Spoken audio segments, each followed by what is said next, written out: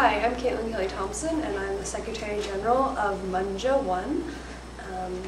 We know that parliamentary procedure can be very difficult when you're first starting with Model UN, so we're going to give you a breakdown of all of the parliamentary procedures and the motions and the flow of debate to help you get started.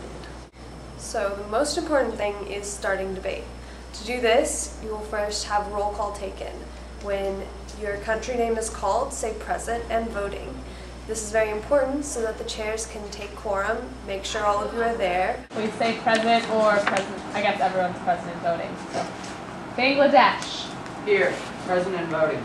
China. Present. After the chairs have done this, they will ask, are there any points or motions on the floor?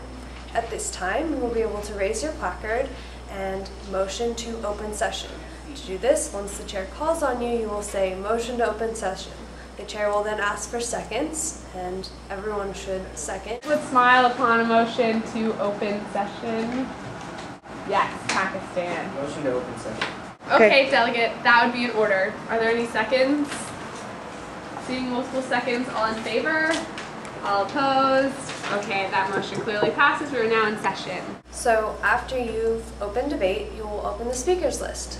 To do this, once again, the chair will ask, are there any points or motions on the floor? And you will raise your placard. And if you are called on, you will say, motion to open speakers list. Yes, Indonesia. Motion to open the speakers list. With what speakers time? With 1 minute speakers time, 2 and 2 Generally, a minute and 30 seconds is a good idea. Once again, you're going to vote, and everyone should be in favor of the speakers list. Please raise your placard if you'd like to be on the speakers list. Are there any points or motions on the floor? Seeing none, Sri Lanka, you're recognized for a minute. Regardless of race, regardless of religion, and regardless of gender, all humans are inherently human and thus entitled to a fundamental level of humanity,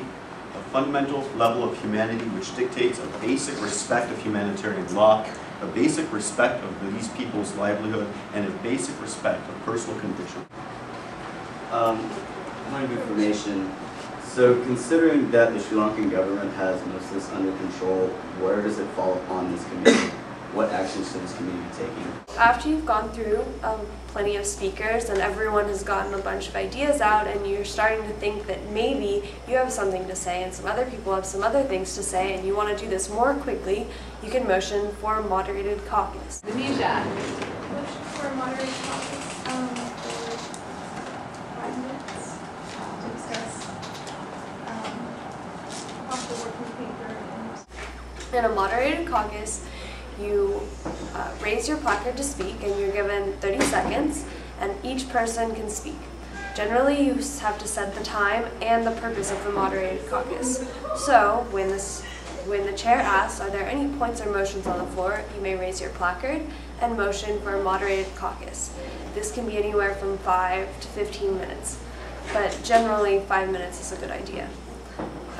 Once you've begun with your moderated caucus, you will raise your placard to speak. The chair will call on those who are able to speak.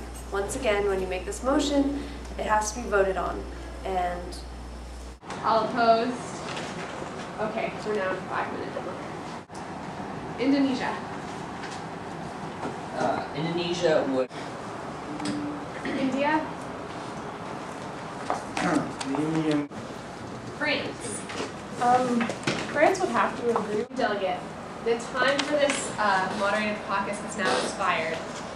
Are there any points or motions on the okay, after you've gone through the speakers list and you've done some moderated caucuses, and you feel like there's beginning to be some consensus and party lines are being drawn, then it's probably a good idea to motion for an unmoderated caucus. Malaysia.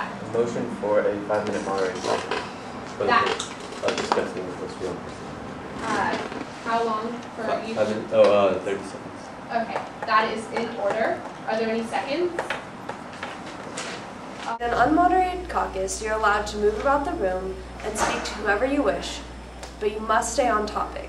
If you don't stay on topic, then the chair will probably rule your next unmoderated caucus dilatory. Alright guys. During an unmoderated caucus, it's a very good time to work on writing your working papers. At this time, you're going to want to get with the people that you agree with and start heckling the people that you don't agree with and trying to draw people to your side. It's a very tense situation. Including the release of, As they've been firing on their own civilians. If we're I don't mean to interrupt, but if we're going to do that, I mean, we would also have to say we are willing to be investigated. Right. Well, transparency in general, Right, especially the camps. Right. So what we'd like to trade there is beyond just the incentives you have of a few weeks, if we could get this continued military aid, and that's going to allow us to finish off the Tamils, to create... Most important thing about a working paper is that you follow the format and also that you have enough sponsors and signatories. Sponsors are the people that wrote the paper. They have their heart and soul in it and they don't want to see it fail. Signatories are people who are just willing to look at it and debate it. They don't necessarily agree or disagree, but they feel that these are important issues that should be debated and this paper has potential.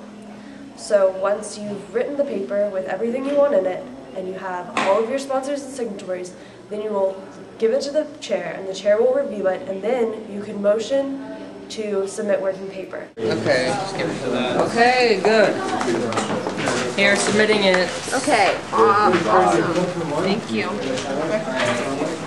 So once you've submitted the working paper, your focus is all on the working paper. The speakers list, a new speakers list is made, and if you want to speak about the working paper, this is the time to join. In order to close debate, you have to first have 2 pro and 2 con speakers go up and say why we should or why we shouldn't close debate. After this, you have to have a 2/3 majority vote in favor of closing debate. For certain things, because this is not an unreasonable request of the international community. All in favor? All opposed? Awesome. Once you've closed debate, you have to vote on the paper. With this, it's a simple majority, and it will be done by roll call.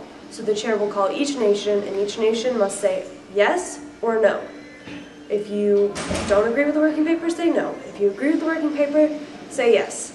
And then after that, the chair will tally it up and tell you if it succeeded or failed. And then you can cheer if it succeeds. Lobbying is really fun, and don't be worried because everyone makes mistakes their first time or second time, sometimes even the 5th or 6th time.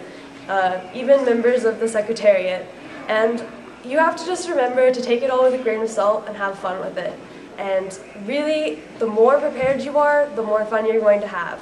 And also, don't be worried, sometimes there might be a topic that is exactly, or a debate will move in a way that your country doesn't know exactly, but just try to extrapolate and you'll be fine.